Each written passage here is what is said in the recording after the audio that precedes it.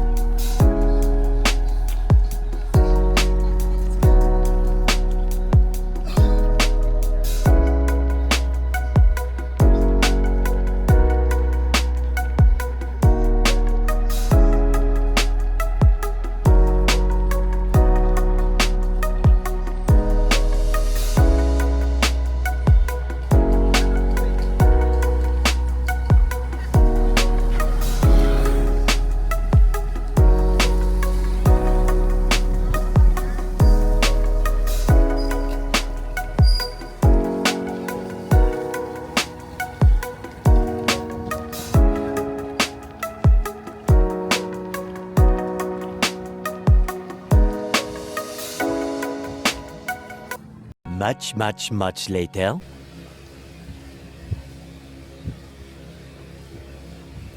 So, hi guys! Nandito na ako sa tinitirhan kong tiny room, studio room in Makati City. So, yeah. This is my second day. Nararotate ako sa NICU, which is Neonatal Intensive Care Unit for Babies. So, lahat ng mga pasyente doon, mga babies na intubated, ganyan. So, mahirap doon guys. Dapat kasi ang nilipat doon may past experience sa PEDYA. Dapat nga may past experience sa NICU. Yung past experience ko kasi, meron din akong ICU critical care, which is nanggaling ako sa Manila Doctors. So, critical care ang mga hawak kong pasyente doon, which is different now sa aking hawak. Hindi ko alam kung bakit ako ang nalipat doon. Sa mga babies, kasi ako doon yung napili ng taas, kinauupulan namin.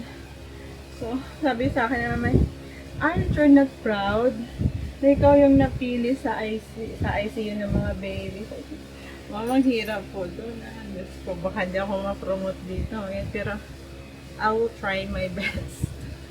Kasi mahirap talaga doon. Dapat kasi ang nilipat doon mga entry eh. Hindi pa ako entry.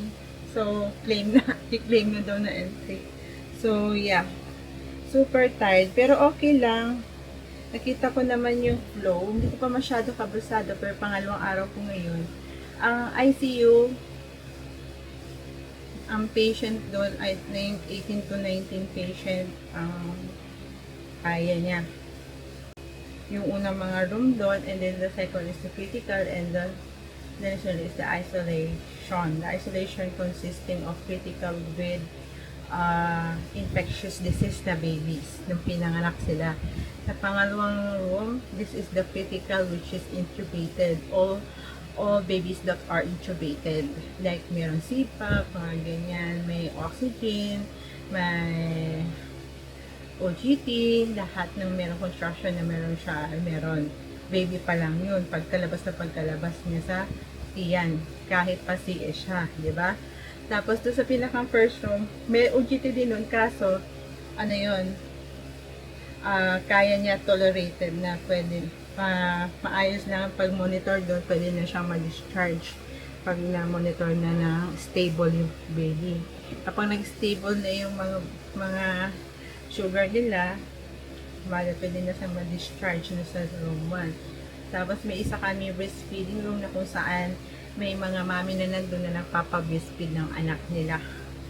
So yun, yung ko na-realize na yun, ganun pala ang ICU ng mga babies. Dapat pala may separate room talaga. Dapat malaki ang, for me, dapat malaki ang area ng delivery room and ICU. Dapat malaki ang room nila. So, yeah, that's all. This is my first time handling babies. Only babies, guys, na critical like that. Sa OB, like, na mga baby. Kasi normal delivery yun, papadelivery, breastfeeding naman yun. Well, baby yun. Wala yung anything na intubated. Wala yung mga gamot na IV na kailangan i-maintain and i-monitored. Wala, di lahat doon may sugar monitoring. May sugar monitoring nandun, mga KMC, mga kulang sa timbang, kulang sa sugar ng pinanganak. Dito sa amin, sa Nico, pagkabiak ng tiyan, nilabas yung baby, respiratory distress ka agad, minsan may pneumonia pagkapanganak, minsan may mababa ang sugar, may mga deficiencies. So, yun. Sabi mo ako, alam ko kaya mo yan, ganyan. Sabi, ako lang daw ang naunang i-rotate. Pero may marorotate pa, hindi pa lang sa ngayon. Ganon. So, okay na lang na ako naunang na-rotate. At least, pag na-rotate sila, alam ko na. Alam ko na yung trabaho ko, diba? Pag na-rotate sila. So, yeah, that's all my vlog. Thank you for watching my YouTube channel, guys. Yung aking latest video updates ko as registered nurse working here in the Philippines would be uploaded by December 2025. So, dun sa mga nag-subscribe sa aking YouTube channel, thank you for subscribing my YouTube channel. But right now, for those who are not subscribe to my YouTube channel, please subscribe right now. Click the $sign, click the notification bell for more video updates. So guys, like and cite a comment as well kung meron kayong napansin kakaiba and may kailangan ba akong improve. So I love being me. Baka sabihin niyo sa akin, ako ay maarte. Ito na yung ako. This is my naturality. Guys, this is my naturality. Hindi naman ako nagpapanggap para lamang, halimbawa, nagpapanggap na mayaman, hindi naman ako nagpapanggap na mayaman. At yung nakikita niyo sa YouTube channel ko, guys, from the beginning, yung talaga yung bahay namin, tapos na na-improve lang, from 2013 up to present na ngayon na-improve na na-renovate na, gano'n. Yung sa pag-aaral ko naman, nakita niyo doon na nag-aaral ako sa YouTube channel ko, from the student, hanggang sa nag-review, hanggang sa nakapasa sa board exam, hanggang sa nag-work ako. Yun yung aking YouTube channel leveling, guys. So, that is my naturality. So, may mga bagay na hindi dapat expose. Like, kailangan mo ba i-expose ang problema? So, meron ako ini-expose. Like, for example, mga past experiences ko. Like, for example, na heartbroken ako, which is I can discuss with you that you should not be like that. So, may mga tao talagang gano'n, sasaktan ka lang. You should be aware of that at maging i-accept mo yung katotohanan. Kasi, kapag hindi mo in-accept yung katotohanan na hindi kayo para sa isa't isa, hindi ka kakamove on, hindi ka kaka-asenso, hindi ka kakapagtrabaho ng maayos, hindi mo marireach yung goal mo. Kung iniwan ka niya, guys, kung iniwan kaya, let go. Marami pa dyang iba, guys. You are single and you can do whatever you want, especially when you are professional, when you are a graduate, especially like me, I am a registered nurse right now, na wala akong problema, guys, diba? So, you should be proud na ikaw ay single. Kesa naman sa iniwan ka na, ako guys, sinabihan akong sayang ha, pero ano ang kasayang-sayang sa akin, guys? Nung sinabihan niya akong sayang, ay accountancy graduate ako noon, may master's degree pa ako, anong kasayang-sayang noon? Di ba para siyang luka na sinabihan akong sayang? Tapos sabihin, nag-masters pa daw ako. Tapos mo i-blackmail sa akin ang pinag-aralan ko. Dahil ikaw mismo na nagmamalit sa akin, parang hindi ka nag-aral. Diba? I am not like that. My conversation is depend on how you treat me. So you treated me as a low, as a degraded person na nag-aaral, nagtatrabaho as professional. And ikaw ng time na yun, guys, siya yung time na yun na ako dinigrade niya, hindi pa siya graduate, guys. Or, computer engineer. Computer engineer, kasi, I don't know, diba? Di siya makagraduate sa tamang right age, diba? Kasi, diba, tingnan nyo, tapos mamaliitin niya ako gayong wala pa siya dun sa level na aking nare-reach out. Hindi ko naman sa magmamaliit. Ako kasi yung tao na alam ko kung hanggang saan lang kaya ko at alam ko yung mga binibigas ng word na sinasabi ko. Kasi maaaring ako'y magkamali. I am not perfect when it comes to grammarizations. I am not perfect when it comes to the perfection of Tagalog because I am that of magaling na tao. I know to myself na average lang ako, aking talino. Hindi ako nagmamagaling. Mahirap maging magaling, guys. Baka mag-expect sa'yo, tapos pagdating ng katapusan ng huli, ikaw pala ay, alam mo na yun, ikaw pa yung sasabihin, lukalok ka na pala. Gayong ako nga, sinabalo ka, ako hindi na ako magaling. Ngayon, sa sobrang katalinuhan mo, baka ikaw pa ang maluka. Diba, guys? So, yun, mahirap mag-judge sa tao, guys. Baka yung judgment mo bumalik sa iyo. Bumalik sa inyo. So, like me, hindi ako masyado judge ako kapag may nadinig ako. Walang galing sa tao to. Ganun lang ako. Alam ko naman na yan eh. Kala mo naman perfecto. Kala mo na di nagkakamali. Mga ganun, guys. Diba? Diba? So, nung ako'y nasa OB-GYN, wala akong masyadong incident report. Nung ako'y nasa OB ward for almost 2.5 years, 2 and 6 years na pala. 2 and 3 years, like that.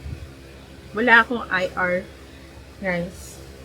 So, wala nagreklamo sa akin na patient na, ay, nalireklamo ko si Erica Sosa kasi ganito niya ako malitrahin. Tapos, hindi niya, ganun. Wala naman nagreklamo sa akin. Puro ang mga range ng patient ko sa akin. Sasabi sila, nagpapasalamat po kami kay Nurse Sosa kasi napakabait po niya. Siya po yung nag-insert ng IV sa amin at hindi po ako nasaktan, isang tusok lang. Ganon. Ganon na mga papuri nila sa akin nung ako ay nasa OB ward. So, I am so thankful, guys. Nababasa ko naman yung I am thankful dun sa mga nagko-comment na patient, nagre-rate sa akin as nurse na sinasabi niya yung pangalan ko, yung apelyido ko, Sosa. Thank you po kay Nurse Sosa, ganyan. Sinasabi, napakabait po niya. Ininsertan po ako niya ng IV. Isang shoot lang, hindi ako namblema sa sakit, ganyan. Sa pag-alaga niya sa akin, napakabait po niya, ganyan. Thank you so much sa mga nagre-rate na ganun sa akin. So, yeah.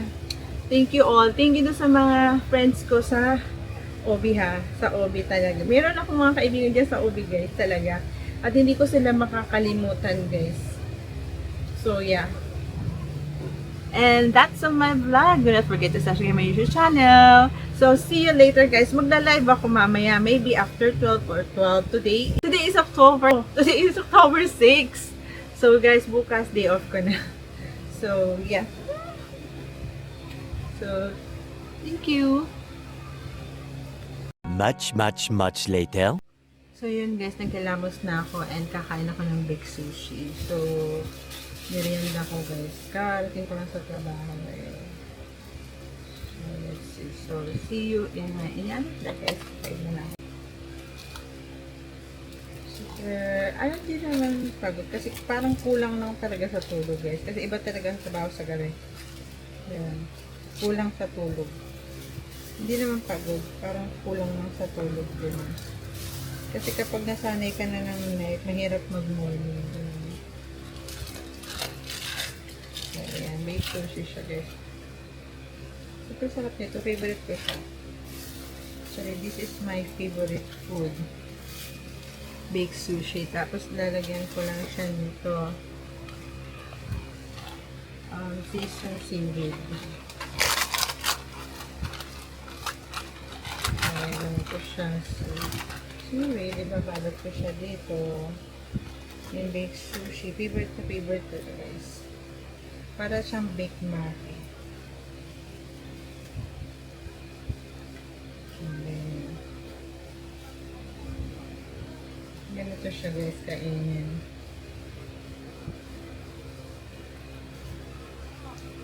Meron akong gumawa nito, kaya pag ako yung lipat na sa kondo ko, nagagawa ko ito, papakita kayo. Kaya kaya ka lang.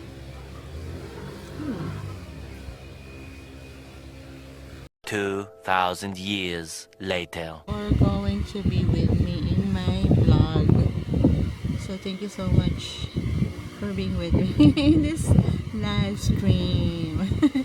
So guys, sorry ha, talagang nag-earn pa ako ng energy kasi pag work kasi sa hospital guys, talagang labanan yan, parang gera guys.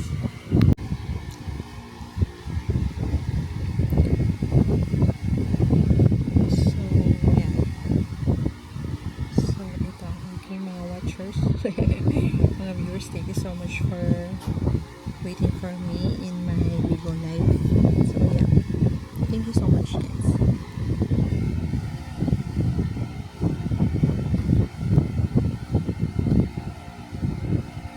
Thank you so much. The next day. So, hi guys, nandito na ako. So, lumabas kasi ako and hindi ako nakaabot sa bangko ko. Kasi hanggang 3 PM lang sila. So, yung bukas na ako dadaan. Ever. Yun, I am so tired. So, dapat pa isa na binili ko. But anyway, babayaran ko na lang bukas yung binili ko.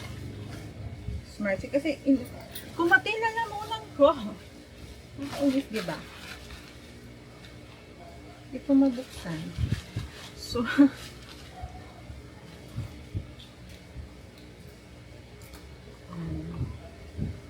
bukas, mag-aangkas na lang ako. Pabalik-diretso na ako sa bank. Kasi, bumili din ako ng favorite ko na turon. And, of course, gulay! Gulay is the best policy. Kasi maganda rin kasi kumakain ka ng gulay kasi antioxidant siya. Like, mabilis siyang mapapagpadumi. Kaysa sa mga karne. Meron din naman akong karne dito pero importante sa akin gulay. As much as possible, kung wala akong gulay, bibili ako ng okra, ganyan. Hindi ako makain ng talong. Depende kung na sinigang, yun. Paksiw pala, sorry. Paksiw na talong, yan, kumakain ako. Pero, sa ibang gulay yan, hindi ako kumakain ng talong. Basta, paksiw lang, gusto ko. So, yun. Grabe, natulog ako. Bukas may pasok ako ng 6 AM. I am from 6 AM to 2 PM. 2 days duty and off ko na. Today is Today is October 7. So, yun. Dadaan din ako sa bibili ako ng battery ng watch ko kasi wala ng battery. Bili ko na wala ng battery. Ngayon ang taon dapat ang life ng battery pag brand new is 3 years. 2 to 3 years. Ewan ko dapat gano'n. So, yun. So, pag bawal, mag-aangkas na ako. Depende kung mainit, hindi ako mag-aangkas. Kasi susunog yung face ko. So, what I'm going to do, so,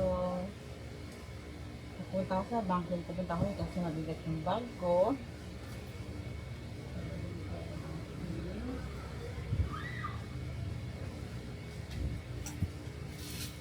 So, yun guys. So, I'm very busy person ngayon kasi nasa NICU na ako. I mean, ICU, like, ano siya, intensive care unit for the babies. The next day. So, guys, nandito na ako sa tiny room na nire-rentahan ko dito sa Makati. And dyan, super pagod. NICU nurse. Yan. Napapagod lang ang NICU nurse kapag maraming intubated. Pag nag-toxic yung baby. Yun. And then, I am thankful na napunta ako sa NICU. Kahit gano'n, grabe. My God. Diba? Yung mga tipong sabi, wala na daw mag-roaming in ang baby ako. So, mga lagi, wala namang mga beds doon. Napakaliit ng NICU. Siguro gawin nilang isang floor. Kalahating floor yung NICU. Like, yung isang OB ward. Isang floor ng OB ward ng NICU. Yan. Para di na mag-rooming in, di ba? Am I correct? So, yun. I am so tired. Kasi na-menstruation din ako. So, ang pagod maglakad kasi naglakad ako from De La Rosa to Dan Bangkok kasi deposit ako ng pang-move in ko sa checking ako. Tapos, waiting pa ako nun guys. So, ang next target natin magkaroon ng sasakyan guys para hindi na tayo mahirapan ng pagpasok at pag-uwi. Grabe. Diba maliligo lang? Oh my God. Ay, mga 9. Oh my God. 8 pa lang pala ngayon anniversary ng pagkamatay ng nanay ko. Isang araw na to. So, I miss you, mother. So, nung mga times na hindi ako nagbablog sa YouTube, nag-stop ako. Yun yung time na namatay yung nanay ko. So, yung aking YouTube subscribers nun ay 3,400 na. Eh, bumaba siya. Di ako nag-vlog eh. Halos 1 year akong hindi nag-vlog. Bumaba ng 1,930. Kapag kasi hindi ka nag-update ng mga YouTube mo, mag-unsubscribe sa yung mga subscribers mo eh. Noong time pa naman yung pandemic, mali, inisip nila baka namatay. And then, hindi ako na nag-vlog. Nag-private ako kasi nagkaroon ako ng COVID nun. Pero yung COVID ko nun guys, hindi ganun kagrabe. Ako nag-alaga sa mga kapatid ko. Lahat kami nagkaroon ng COVID. Tapos kahit may COVID ako yung healthy. Ako nag-alaga sa aking family. Isa lang hindi nagka-COVID sa amin. Yung katabi ng nanay ko sa kwarto. Would you mind? Can you imagine that? Yung bunso kong kapatid, walang COVID. Pero katabi siya ng nanay kong tuwing natutulog. Guys, nakakapagtaka diba na nagka-COVID ang nanay ko pero yung katabi niya sa pagtulog walang coronavirus? Nakakapagtaka. Much later. So, yun, nag-bis na ako. So, grabe na, menstruation ako ngayon. Today is my first day of menstruation. Naiinis ako. Yung pakiramdam ko, naiinis ako. So, kumain na ako sa hospital. So, I think by 15 days, mag-move. out na ako. Magbabayad muna ako dito ng rent. Yung 10,000, then later na yung kuryente. Kasi late na naman yung billings ng kuryente. So, kukumpitin ko pa yung mga Gcash ko para mag-balance. So, yun guys. My God! My God! Kawawa naman yung napanood ko. Hindi ako maaari magsabi dito sa YouTube. Okay. Alam nyo naman, nahirap na. Maraming feeling ko yun is superior. Nasa picture. By the way, dito na ako. Nakauwi na ako. Dumaan ako sa bangko kasi nagbayad ako ng nagkulog ako ng check. Sa check ko ng pambayad ko sa move-in. Meralco ko. Then, yung installation ng Meralco. Ano pa ba yung binayaran ko? Yung insurance ko in a year. Kung halimbawa may mangyari sa akin. Ako na nasa kondo na yon at halimbawa may nangyari sa akin. Huwag naman, di ba? Kung may nangyari sa akin, halimbawa namatay. For example lang, yung kondo ko na yon ay mapupuli paid at mapapangalan sa tatay ko yun.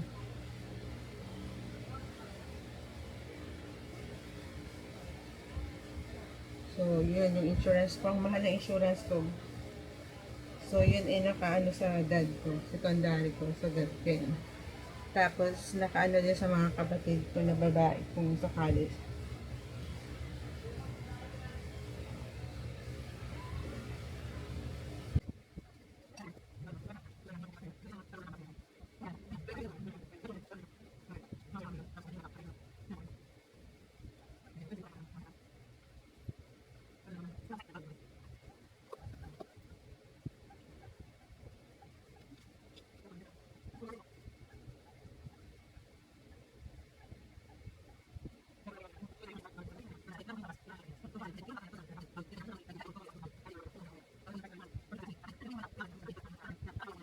Cause ng accident, yung pag-hospital ng motor, kung sino may-ari ng aso, ikaw magbabayad ng pang-hospital. Dahil sa aso mo, na-accidente yung tao. Kaya yung mga tao doon, tapos magbabayad ka pang 500 pesos kasi nangangalat yung aso mo. Ganun sa amin, no? Actually, province yun, pero yung patakaran niya, pwedeng pang city. Dapat sa city gano'n. Kasi city dapat para tayong dapat malinis. Mega city, dapat ay expectation, mabango, maayos ang pananamit ng tao. Wala ka makikita na sa labas, nagtatambo na yan.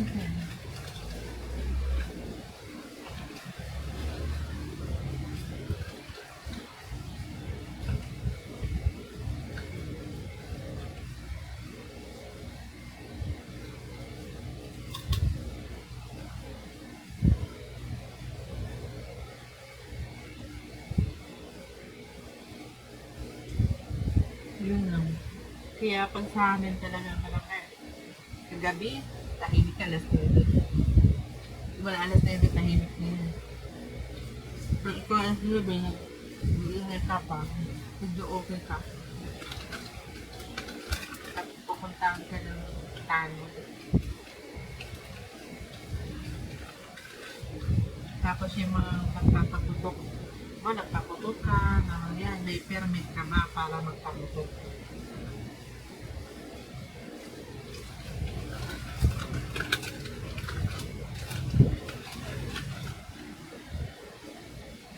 Ang tawag namin sa mga tanong pa, barangay police. Kasi lang ka-uniform din sila yung parang, ano nga, uniform mga tanong din. Parang sagay ko.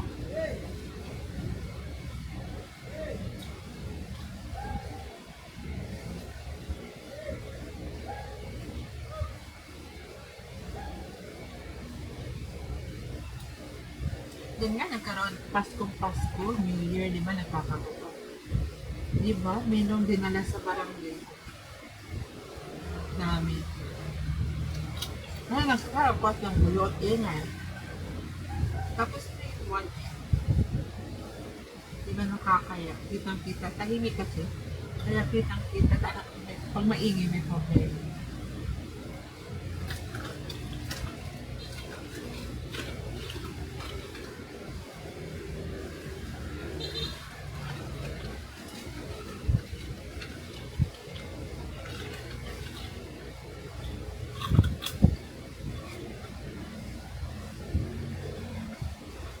Kinain after New Year na New Year.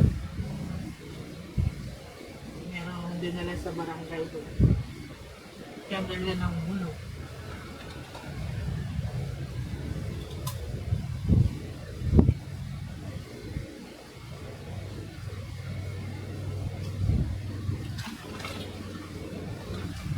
Okay na naman sa labas.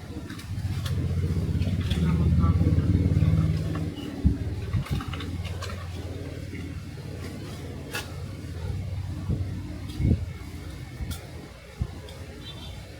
Nakaka-proud din pala dun sa amin. No? Hindi kami city pero maayos.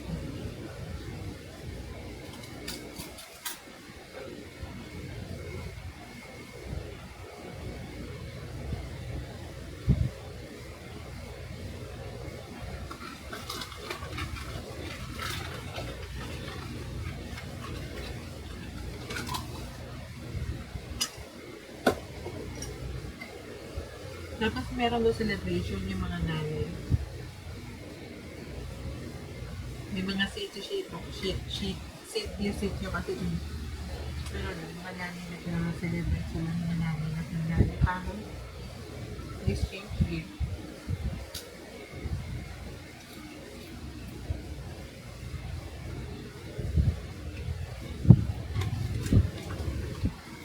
Yung celebration nila hindi lang sa bahay. Sa covered court. Yung barangay hall na malaki. Dapat may covered court pa nakasya pa rin. Yung covered court talaga yung malaki. Mas ito pag may covered na ano, masyalabit na nila.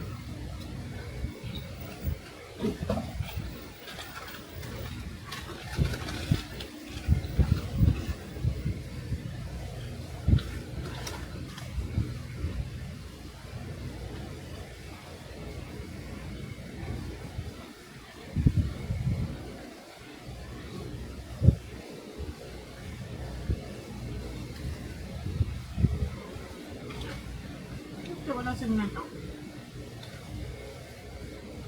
It's a club din pa yun. It's hard.